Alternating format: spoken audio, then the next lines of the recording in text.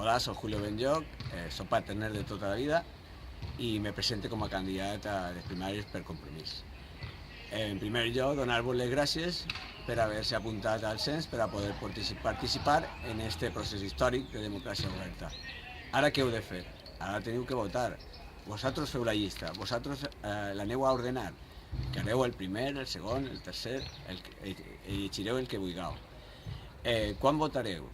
A partir del dia 28 fins al 30 votareu de forma online, per internet, i el dia 31 podreu votar de forma presencial en la nostra seu. A qui votareu?